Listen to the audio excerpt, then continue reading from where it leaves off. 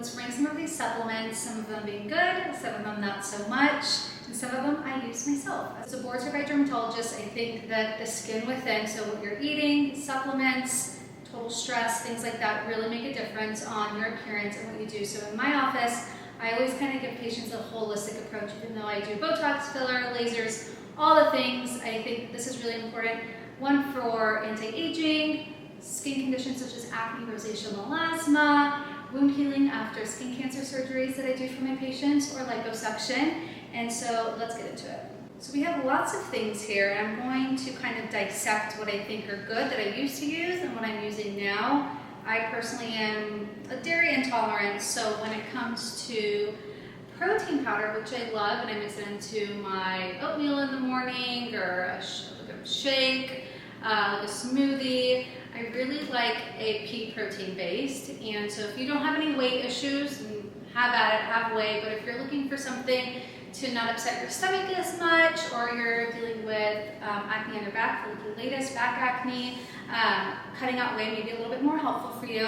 So this one's 4-sigmatic, again, no affiliations. This one is nice, not really because of the adaptogens, and I'll talk about adaptogens in a different video. Adaptogens are things that decrease your stress hormones, cortisol. In general, this will help function of your cells, sleeping, your skin, decreasing acne breakouts, eczema breakouts. But is it enough in this protein powder? I don't know. So a little helps though. Then we have controversial AG1. This is all over the internet. Huberman Lab talks about it, and it's a big sponsor of his show.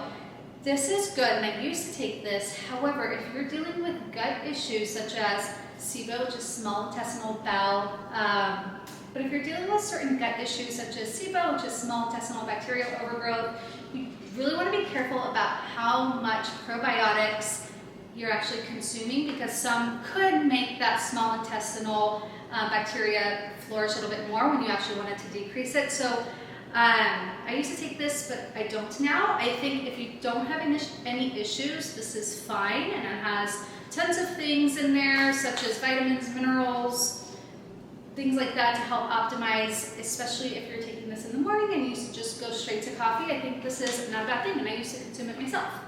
Next up, talking about adaptogens and things that decrease stress. This another 4-sigmatic. This is a cocoa mix that I make at night, and this is with reishi. This is with reishi mushroom, which also is a type of adaptogen that decreases stress, things like that. I think it doesn't hurt. You're doing a little bit here and there, and I think in general, if you're consuming this as a healthy lifestyle, it'll show from the inside out. All right, next up, we'll get into CBT soon. Let's talk electrolytes, especially since summer is coming up. Just because you're consuming a lot of water, and a lot of patients that I have that are on spironolactone, which is for hormonal acne, they need to also supplement with electrolytes, things like that. So in general, if you're super, super dry, have like dry lips, and you're like hydrating with water so much, you're moisturizing, you perhaps need to optimize your electrolytes a little bit better.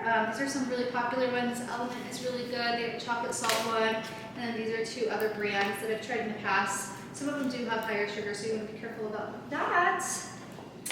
And then dandelion.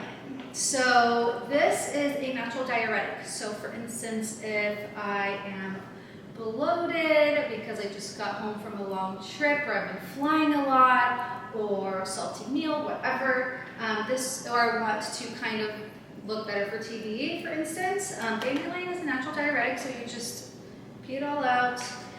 Magnesium is really great for sleeping, for muscle pain, things like that, and this gummy is really nice. And there's studies to really back a lot of this stuff.